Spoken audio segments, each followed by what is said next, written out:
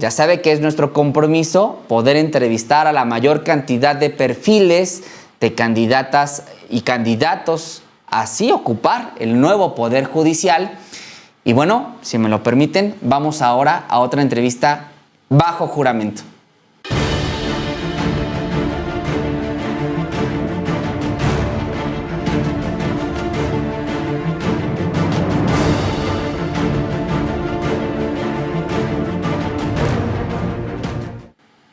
Bueno, pues el día de hoy le quiero dar la bienvenida a una candidata de una candidatura difícil de explicar. Me la acaba de explicar ahora hace unos momentos. Espero atinarle y más bien que ella nos diga bien de qué va este trabajo, porque el día de hoy entrevistamos a la abogada Gema Ayecac, quien es candidata a magistrada de circuito en materia mixta. Gema, ¿con qué se come eso? Bienvenida. Muchas gracias, Máximo. Primero, gracias por recibirme. Hay mucho ruido y me parece súper responsable que estés abriendo la comunicación a la ciudadanía. Los tribunales de circuito en materia mixta en realidad son tribunales que surgen como órganos auxiliares hace varios sexenios y hasta antes de la presidencia del ministro Saldívar estaban auxiliando a otras regiones que tenían demasiada carga de trabajo. A partir de la presidencia del ministro Saldívar, cambian funciones y entran en lo que se conoce como función ordinaria, lo que les permite conocer asuntos de turno de diferentes materias, principalmente materia administrativa. O sea, básicamente un juzgador de circuito, como lo pretende ser tú, una magistrada de circuito, conoce de distintos temas porque la materia, la competencia es mixta. Así es. Principalmente administrativo. Así es. Luego dirías que otros casos llegan a ese tipo de juzgados. Laboral, mercantil, prioritariamente. Laboral, mercantil y administrativo. Administrativo. Cuéntanos un poco de ti, ¿tú en qué eres especialista? Pues yo soy Gema, soy abogada, también soy mediadora, he sido litigante por más de 19 años. Soy docente en la UNAM, en la División de Estudios de Posgrado, y soy mamá desde hace 11 años. Mamá desde hace 11 años. Así es. Abogada, docente, litigante, ¿en qué materia? Primordialmente en administrativo y también nos enfocamos, por supuesto, a civil, mercantil y familiar eventualmente. Es interesante, yo no había hablado con una persona candidata en materia administrativa, ahora me entero que también conocen de temas de corrupción, me imagino también ven peculado, desvío de recursos. ¿Cómo es esa materia administrativa? Pues es complejísima. Fíjate que algo que caracteriza a nuestro grupo, que somos los que estamos especializados en administrativo, es que nunca hemos logrado definir con precisión qué es lo administrativo, porque cambia en función de la visión que tiene cada ejecutivo. Claro, a partir de la visión de Estado y de las funciones que se plantean en los planes nacionales de desarrollo, vamos a ver si el Estado tiene mayor o menor amplitud en sus funciones y específicamente a qué áreas se van especializando, ¿ok?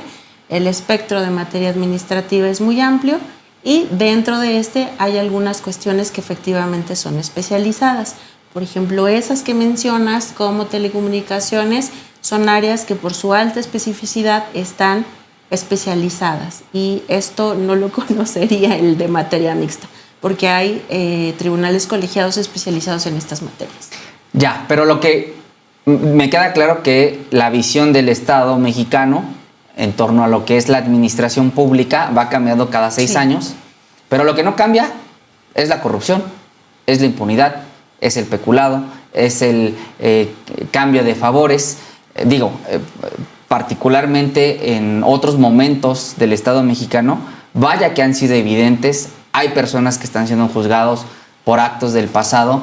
¿Cómo combatir la corrupción en el Poder Judicial, Gema? Pues creo que es sencillo y justamente la visión que tiene ahora el tema de la reforma judicial está muy enfocado a esto. Yo estaría asumiendo una postura que no me corresponde diciéndote que puedo hacer esto o que puedo hacerlo todo o que mis propuestas lo van a cambiar drásticamente porque es algo que se construye desde diferentes ámbitos, desde la función administrativa, que ahora justamente tenemos una buena organización de la administración, y también, por supuesto, desde la función de los jueces, de las juzgadoras y los juzgadores, y particularmente desde mi visión, El tema es dos cosas prioritariamente: que exista una verdadera apertura hacia la sociedad y una rendición de cuentas, pero real, no simulada, ¿no? Que estemos dispuestos siempre a transparentar lo que está sucediendo. ¿Cómo harías que fuera abierta el acceso a la justicia? Es lo que estás diciendo, ¿no? Temazo, Máximo, porque otra vez, las soluciones que te proponen una panacea me suenan un poquito a estos remedios que ya sabes que te prometían curar desde el cáncer hasta la verruga del pie, y eso no existe, ¿ok? Las soluciones que requiere nuestro país atienden a problemas que son estructurales, y como son estructurales requieren soluciones que también sean estructurales. El sistema de justicia en particular es un sistema muy complejo.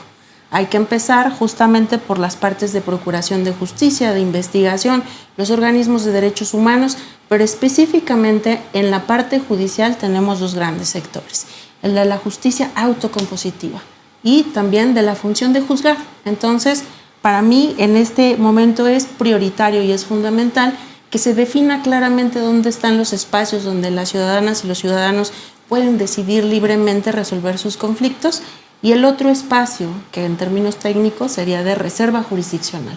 Lo que sí o sí tiene que conocer el Estado a través de sus jueces, ese espacio tiene que mejorarse desde una principal arista: olvidar y abandonar definitivamente la percepción de que el juzgar se trata de un acto de poder y entender que en realidad se trata de un acto de servicio. ¿Un acto de servicio? Así es. ¿A quién?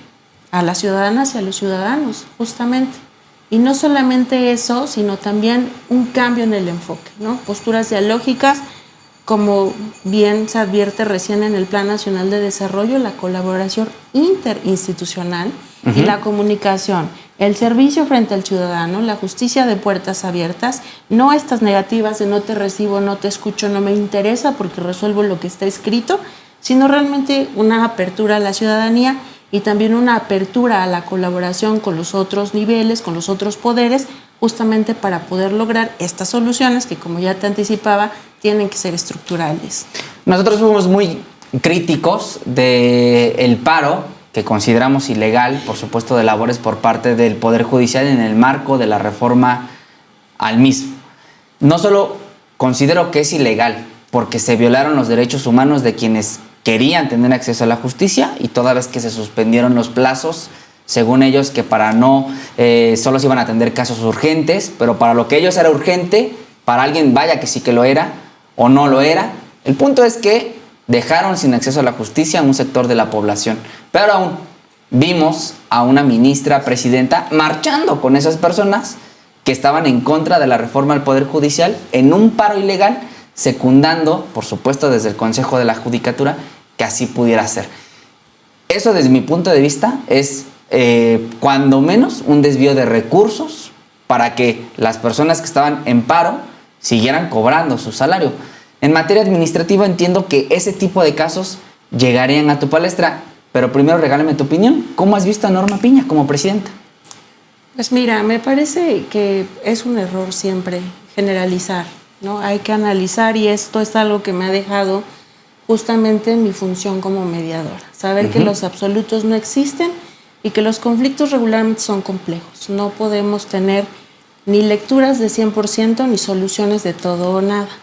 Toda realidad requiere una lectura. Yo estaría mintiendo si te dijera, no vamos a resolver solo con el expediente y vengo aquí a hacer una opinión absoluta sobre algo o una realidad que no conozco a profundidad. Como ciudadana y no como candidata, claro que tengo una perspectiva. No tengo una perspectiva institucional, histórica, pero también una perspectiva humana, ¿no? No debe de ser fácil enfrentar todas estas cuestiones.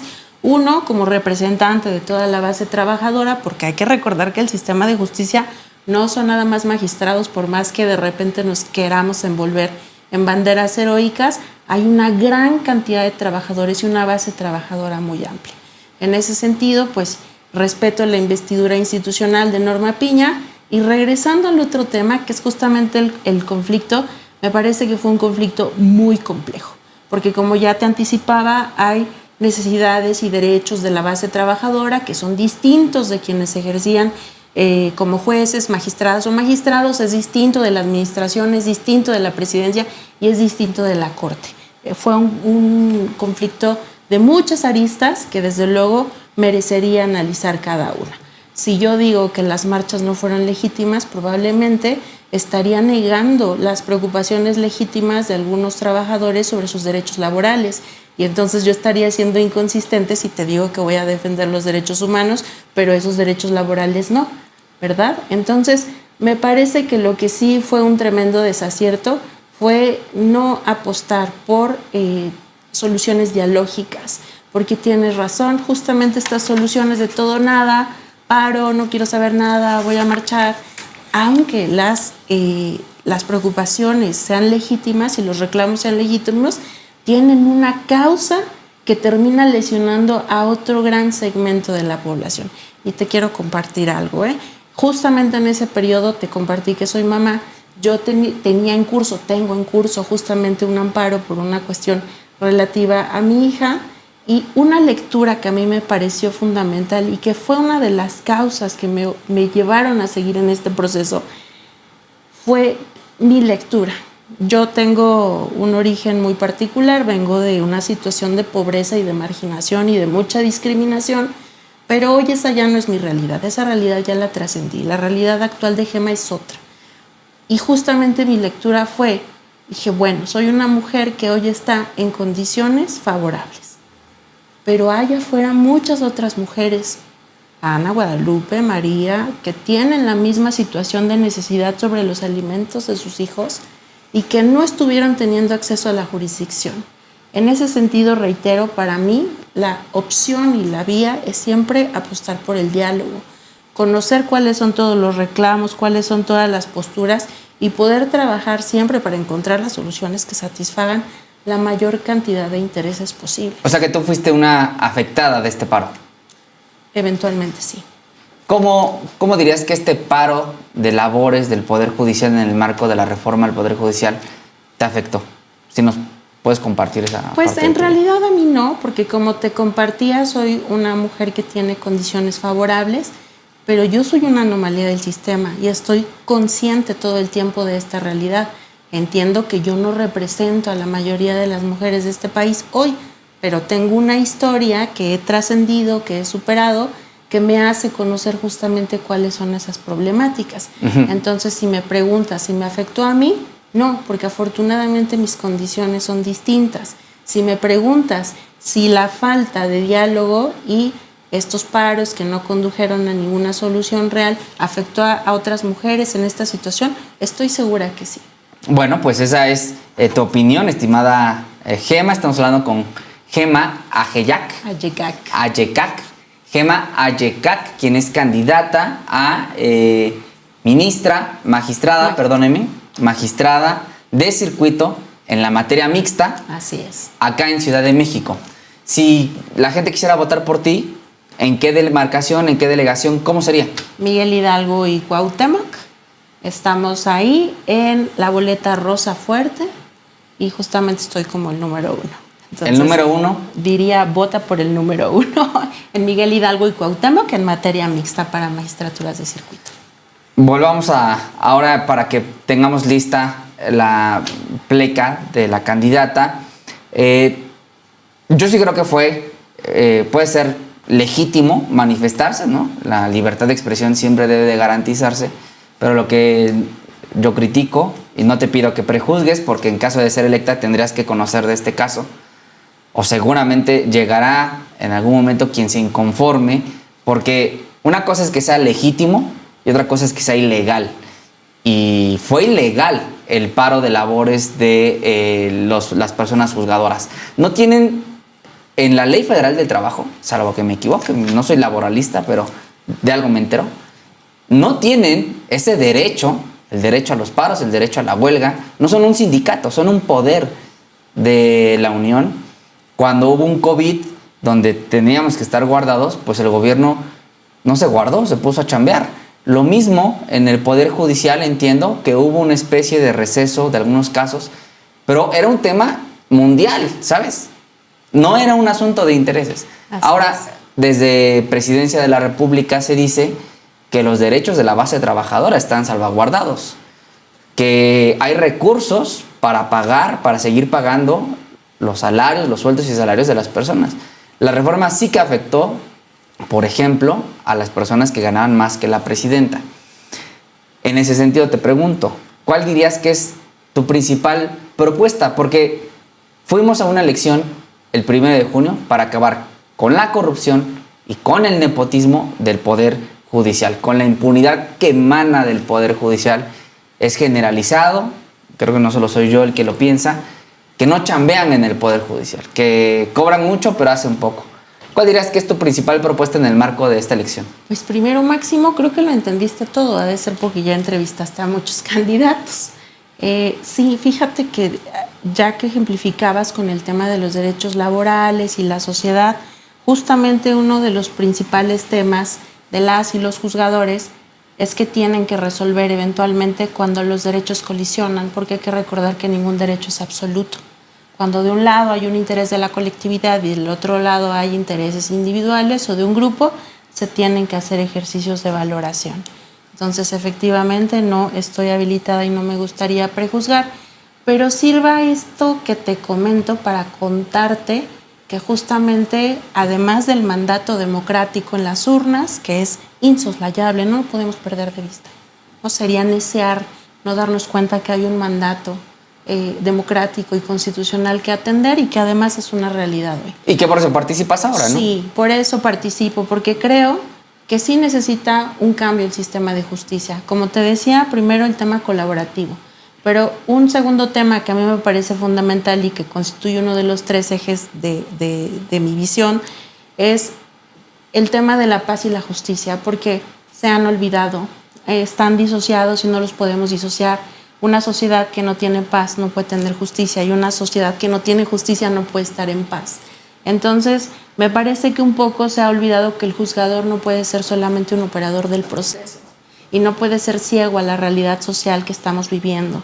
Y en ese sentido está el segundo pilar, que en el segundo pilar lo que tengo es justamente apostar y orientar hacia la no violencia y hacia la reconstrucción del tejido social. Algo muy necesario. La violencia, si no se le interviene, escala y escala y escala y escala. Y un sistema de justicia que no funciona es un ingrediente necesario para que la violencia siga creciendo. Tenemos casos muy recientes, muy lastimosos, no los voy a mencionar porque no quiero instrumentalizar temas tan delicados, pero todos los días lo vemos en las noticias y seguramente habrás anunciado alguna de ellas recientemente. Entonces, el segundo pilar y la segunda orientación es recordar que en esta vocación de servicio a lo que tenemos que orientar el sistema de justicia no es operar simples procesos, no es decir, aquí tengo 700 expedientes y resolví 500, sino qué estás resolviendo en esos 500 y en esos 500 cómo estás realizando, sí, tu función individual del expediente, pero por supuesto también la función social de ver cómo vamos a trabajar para reconstruir este tejido que está tan lastimado por diferentes problemáticas. Y el tercero y último enfoque que me parece fundamental, ahora que comentábamos sobre el tema de los incendios forestales y todas estas cuestiones, hay que entender que estar aquí no nos hace dueños de estar aquí, de todo lo que tenemos al alcance. Tenemos una amenaza importante tanto por la violencia como por la escasez de recursos y justamente como madre me preocupa todo el tiempo el pensar y el dimensionar qué mundo le voy a dejar a mi hija, qué país le voy a dejar a mi hija. Hay que recordar que no todo es para nosotros, hay muchas cosas que le corresponden cada día más a las nuevas generaciones. Cada día que pasa, esta realidad es menos nuestra y es mucho más de ellos, de los jóvenes, de los niños, las niñas y de todos los que incluso todavía no nacen. Hay que orientar también la justicia hacia el futuro. Estos 3 enfoques son justamente los que están considerados en mi visión de la justicia y mis compromisos para que en caso de que el voto me favorezca, contribuir desde donde me es posible a mejorar el sistema de acceso a la justicia. Te voy a hacer 2 preguntas más. Hablas de pacificación, paz y justicia, y justamente en la estrategia de pacificación mucho se ha aludido a los sabadazos, este mecanismo donde por alguna razón es muy coincidente que grandes delincuentes o empresarios o delincuentes de cuello blanco sean liberados los sábados, efectivamente. ¿Tú qué opinas de los sabadazos? ¿Existen, no existen? Desde tu punto de vista, ¿es un exceso hablar de ellos? ¿O por el contrario, sí que los has visto? Mira, estos temas de paz y justicia ya está abierto al escrutinio público. No es algo que yo venga construyendo para esta campaña. Es algo en lo que tengo muchos años trabajando, tanto en la parte de cultura de la paz, por eso soy docente, porque justamente busco todo el tiempo, desde hace muchos años, trabajar para que esto sea una realidad. Hoy se abre esta posibilidad y hoy la tomé, pero celebro enfáticamente el hecho de que mi visión hoy coincide con la visión de la presidencia, porque efectivamente en el Plan Nacional de Desarrollo, que lo vimos publicado hace un par de días recién, estamos viendo justamente estos enfoques, la construcción de paz y la atención a las causas. Entonces, probablemente el sabadazo o algunos eventos como el que sucedió en Chalco no sean realmente el motivo del análisis, sino son sí una señal que nos alerta sobre lo que estamos viviendo y son el síntoma máximo de un sistema que no funciona, pero un sistema que no funciona no se resuelve si le damos solamente paracetamol para que se le baje la fiebre. Hay que atender las causas y a mí me genera mucha emoción y me genera una visión muy optimista, realista pero optimista, de lo que podemos construir si finalmente todos los esfuerzos se orientan a esto, y es mi deseo y espero que así sea. Y pues aquí estoy, Máximo, poniendo lo que me toca o lo que puedo hacer a mi alcance para contribuir a que esa visión se desarrolle. Por último, ¿dirías que es tiempo de mujeres? Siempre. Tengo una afinidad por las manifestaciones que hace Ruth Bader Ginsburg, que es una jueza de la Corte estadounidense, y ella decía dos cosas: las mujeres pertenecen a todos los lugares donde se tomen las decisiones. Pero decía también una segunda cosa: las opiniones disidentes poco a poco se transforman en opiniones de la Corte, y estas opiniones de la Corte en el mediano plazo se transforman en visiones predominantes. Es tiempo de mujeres, sí, pero hay que recordar algo: incluso en las mujeres hay realidades diferentes. Hoy yo, que vengo, como te anticipaba, de un contexto de pobreza, de marginación, que he sentido lo que te puede aplastar una injusticia en carne propia, que sabe lo que es ser discriminado para una posición por tu color de piel, por tu género, por tu edad, lo sé. Hoy mi realidad no es esta, la trascendí gracias al trabajo duro y gracias al apoyo de muchísima gente que en el camino me ha tendido una mano. Pero estoy consciente también que mi realidad no es la realidad de todas las mujeres. Hay que ser abiertos y hay que ser receptivos para conocer y entender la realidad de todas las mujeres que estamos viviendo en este país. Así que sí, es tiempo de mujeres y es el tiempo de todas las mujeres.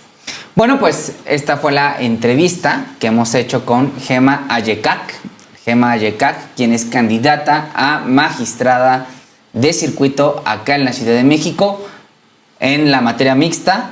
Si alguien de las personas que nos ven y que nos escuchan, y que les agradezco muchísimo siempre que se queden con nosotros, quisiera votar por usted, ¿qué tendría que hacer?